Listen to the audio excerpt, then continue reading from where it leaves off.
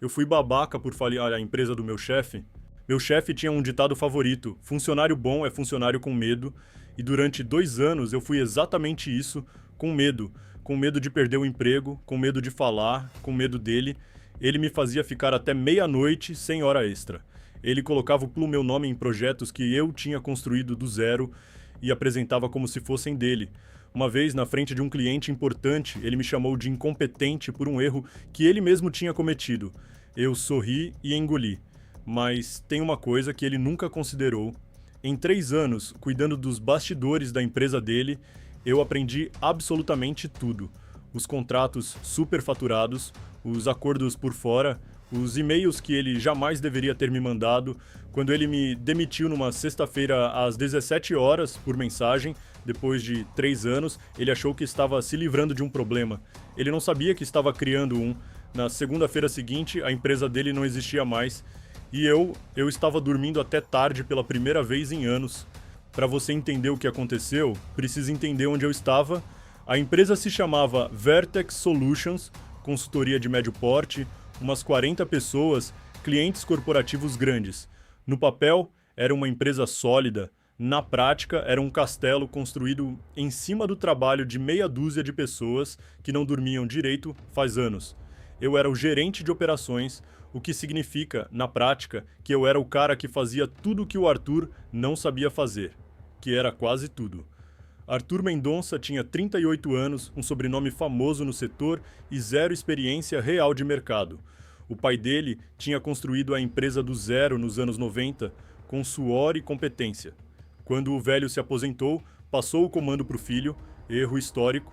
Arthur não sabia ler um contrato, não sabia o nome dos clientes principais.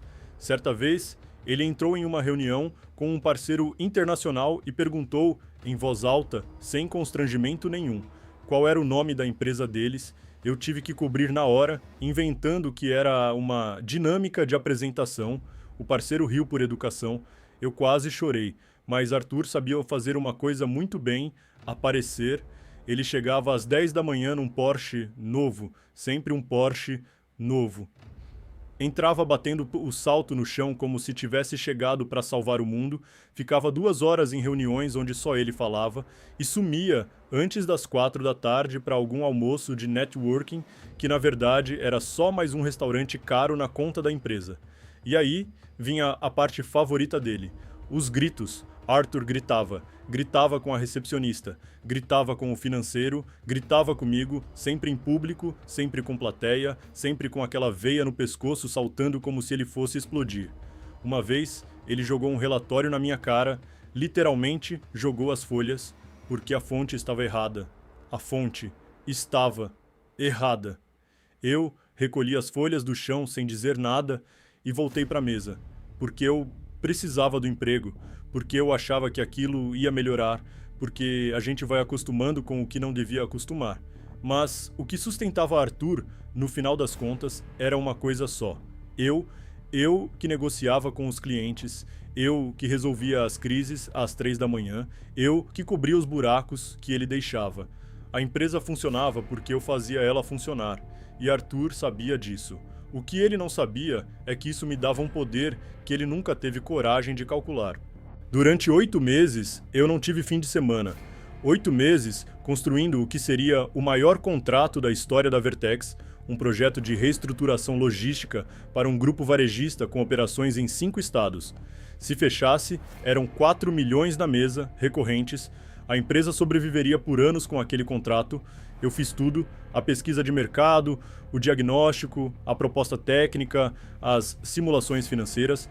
Passei noites no escritório, cancelei viagem de aniversário com minha esposa. Minha filha me perguntou uma vez por que eu nunca jantava em casa. Eu disse que era temporário. Arthur aparecia de vez em quando, jogava um tá bom sem ler e sumia. No dia da apresentação, eu cheguei cedo. Organizei os slides, preparei os materiais, ensaiei cada ponto da proposta. Era a minha chance, não só de fechar o contrato, mas de finalmente provar, na frente de todo mundo, o que eu era capaz. Às 9 horas em ponto, Arthur entrou na sala de reunião com os executivos do grupo varejista. Sem me olhar, ele disse: "Pode deixar, eu apresento." Achei que era um erro, Achei que ele ia me chamar dali a pouco. Fiquei do lado de fora da sala de vidro, vendo pela janela, esperando. Ele abriu o meu deck de slides e começou a falar, com a minha voz, com os meus argumentos, com os meus números, palavra por palavra, página por página. Ele apresentou 8 meses do meu trabalho, como se tivesse passado o último ano inteiro construindo aquilo. Eu fiquei parado do lado de fora, estático, com o crachá ainda na mão. Os executivos aplaudiram, deram parabéns a Arthur. Ele sorriu, apertou as mãos, falou em nome da empresa toda. Uma foto foi tirada. Eu vi tudo pela janela como se estivesse assistindo a um filme onde eu não existia. Quando a reunião terminou e os clientes foram embora, eu entrei na sala. Falei baixo, com cuidado. Disse que aquele projeto era meu, que eu precisava ao menos de um reconhecimento interno, de algum crédito, que não estava pedindo muito. Arthur me olhou por uns 3 segundos em silêncio e deu uma risada. Não uma risada nervosa, uma risada de verdade, longa, como se eu tivesse contado uma piada boa. Você tem provas de alguma coisa? Ele perguntou. Porque na minha versão, você era um assistente que formatou algumas tabelas. E se você sair daqui falando isso por aí, eu processo você por difamação e te queimo no mercado de um jeito que você não vai achar emprego nem para entregar pizza. Depois ele abriu a porta da sala e chamou o RH. Em 20 minutos, meu crachá foi recolhido. Minha senha foi bloqueada, minha caixa de e-mail desativada. Um segurança me acompanhou até a saída carregando uma caixinha com minhas coisas pessoais, uma caneca, uma foto da minha filha e um carregador velho. Quando saí pelo hall de entrada, alguns colegas me olharam. Ninguém falou nada. Uma menina do financeiro desviou-te o olhar. Lá fora estava chovendo. Eu fiquei parado na calçada por uns 2 minutos, segurando aquela caixinha ridícula, sem guarda-chuva, me molhando. E foi ali, encharcado na frente da empresa onde eu tinha deixado 3 anos da minha vida, que eu tomei a decisão. Arthur tinha razão em uma coisa: eu não tinha provas, mas eu sabia exatamente onde encontrá-las. Eu entrei em casa encharcado, coloquei a caixinha no chão e fiquei parado na sala por uns 10 minutos sem fazer nada. Minha esposa veio perguntar o que tinha sido acontecido. Eu contei tudo com calma, sem drama. Ela ficou em silêncio por um momento. Depois disse: "O que você vai fazer?" E foi aí que algo mudou dentro de mim. Porque eu percebi que a pergunta certa não era o que eu vou fazer agora. A pergunta certa era o que eu já tenho. Eu fui pro escritório em casa e abri o notebook. 3 anos. 3 anos sendo o cérebro daquela operação. 3 anos em que Arthur me copiava em cada e-mail importante, porque sem mim ele não sabia nem o que estava lendo. 3 anos em que eu, por organização, por hábito, por profissionalismo, tinha guardado tudo. Cada relatório que eu produzi, cada versão dos projetos com data e hora de criação, cada e-mail em que Arthur me pedia para ajustar, arredondar, suavizar números antes de mandar para a auditoria. Cada mensagem no WhatsApp corporativo, onde ele me dizia explicitamente o que queria esconder e de quem.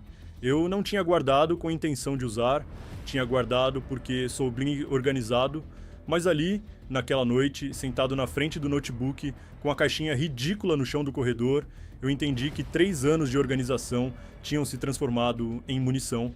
Passei os 3 dias seguintes catalogando tudo. Não com raiva, com método.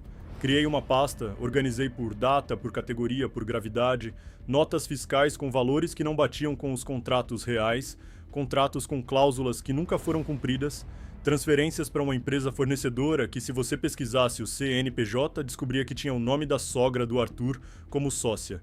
No 4º dia, liguei para um advogado. Ele ouviu tudo, analisou o material e ficou em silêncio por um momento. "Onde você conseguiu isso tudo?" Ele perguntou. "Fazendo meu trabalho", eu respondi. Ele disse que o material era sólido, que dava processo trabalhista tranquilo pelo projeto roubado, mas que o caminho mais certeiro, considerando o volume de irregularidades fiscais, era outro. "Você quer o emprego de volta ou quer que ele sinta?" Ele me perguntou direto. Eu não precisei pensar muito. Quero que ele sinta. A partir daí, foi cirúrgico. Eu sabia que Arthur estava em negociação com um grupo de investidores europeus. Eu mesmo tinha preparado o dossiê inicial desse contato meses antes. Sabia a data da reunião de fechamento. Sabia que era a maior aposta que a Vertex já tinha feito e que Arthur tinha colocado todas as fichas ali. Então eu esperei, não mexi em nada antes, não liguei pra ninguém, não postei nada, não comentei nada, não dei nenhum sinal. Enquanto Arthur comemorava o projeto roubado e se preparava para a reunião da vida dele, eu estava em casa, tranquilo, organizando uma pasta. Uma pasta com nome, data, destinatários e um timer. Deixei ele ter 2 semanas de glória, deixei ele comprar um terno novo, deixei ele agendar o restaurante do almoço de comemoração e na manhã da reunião com os investidores, às 9h47, 13 minutos antes de ela começar, eu apertei enviar. Depois fechei o notebook, fui para a cozinha e fiz café. O resto, vocês já sabem. Era uma segunda-feira de manhã, eu sabia o horário exato da reunião porque eu mesmo tinha ajudado a marcar, meses antes, quando ainda era funcionário. 10 horas, sala principal, os 3 investidores do grupo europeu, o contador da empresa e Arthur, de terno novo, pronto para fechar o maior aporte da história da Vertex. Eu estava em casa, de pijama, tomando café. Às 10h07, meu celular tocou. Era um número interno da empresa. Eu não atendi. Às 10h09, tocou de novo. Não atendi. Às 10h11, tocou um número diferente. Também não atendi. Às 10h14, tocou o celular pessoal do Arthur. Eu deixei tocar 3 vezes. Respirei fundo e atendi. A voz dele estava diferente, sem o peso, sem a arrogância, sem o volume de sempre. Era uma voz que eu nunca tinha ouvido antes, pequena, apertada, quase irreconhecível. O sistema caiu, a apresentação não abre. Os investidores estão aqui, você precisa resolver isso agora. Eu tomei um gole de café. Arthur, eu disse com calma, eu não trabalho mais aí. Você mesmo fez questão de deixar isso bem claro. Silêncio. Eu pago o dobro do seu salário, eu te recontrato agora, só resolve isso. Não vai ser necessário, eu respondi. O que você fez? A voz dele subiu. O que você aprontou? Eu vou te processar, eu vou te destruir, eu vou... Arthur, ele parou. Há 20 minutos, uma pasta foi enviada para 3 endereços. O primeiro é o e-mail oficial da Receita Federal. O segundo é o e-mail pessoal de cada um dos 3 investidores que estão sentados na sua frente agora. O terceiro é o de um jornalista econômico que já me ligou 2 vezes esta semana pedindo pauta. Pausa. Dentro dessa pasta tem 3 anos de notas fiscais adulteradas, contratos com valores superfaturados, transferências para contas que não existem mais e os e-mails, Arthur, os e-mails que você me mandou pedindo para eu ajustar os números antes de cada auditoria, todos com a sua assinatura digital. Eu ouvi o som da sala ao fundo, uma cadeira arrastando, uma voz em inglês perguntando alguma coisa. Boa reunião, eu disse e desliguei. O que aconteceu nas 2 horas seguintes, eu soube depois, por colegas que me contaram com aquele tom de quem ainda não acredita no que viu. Os investidores receberam a pasta no meio da apresentação, um deles saiu da sala para ligar para o advogado sem nem pedir licença. Os outros 2 pediram que Arthur explicasse os documentos. Ele não conseguiu, tentou dizer que era mentira, que era um ex-funcionário rancoroso, que ele ia resolver tudo. Eles foram embora antes do almoço. Na semana seguinte, a Receita Federal abriu uma investigação formal. O contador da empresa, para não afundar junto, entregou tudo o que sabia. As multas vieram rápido, pesadas, com juros, com correção. O caixa da Vertex, que já não era lá grande coisa, evaporou em dias. Os investidores não só cancelaram o aporte, como processaram a empresa por má-fé contratual. Em 2 semanas, a Vertex Solutions encerrou as atividades. O Porsche foi penhorado numa quinta-feira de manhã. Eu soube porque um colega me mandou foto. Arthur Mendonça, herdeiro, CEO, o homem que jogou meu relatório no chão e me chamou de substituível, foi à falência aos 38 anos com o sobrenome do pai manchado em processo público. Eu não senti alegria, sabe? Senti algo mais quieto que isso, senti que a conta tinha fechado. Nos dias que se seguiram, meu telefone não parou, mas dessa vez não era Arthur, eram os clientes. Um por um, os principais clientes da Vertex foram aparecendo. Alguns por LinkedIn, alguns por indicação, alguns que simplesmente tinham guardado o meu contato pessoal, porque no fundo sempre souberam com quem estavam falando de verdade. E a mensagem era sempre a mesma, com palavras diferentes. A gente sempre soube que era você quem segurava aquilo. O que você vai fazer agora? Em 3 meses, eu abri a minha própria consultoria. Sem Porsche, sem sala envidraçada no 12º andar, sem gritaria. A primeira coisa que fiz foi ligar para Camila, do financeiro, aquela que tinha desviado o olhar do olhar quando eu saí com a caixinha. Ela chorou no telefone, disse que tinha vergonha de não ter falado nada naquele dia. Eu disse que entendia e ofereci emprego.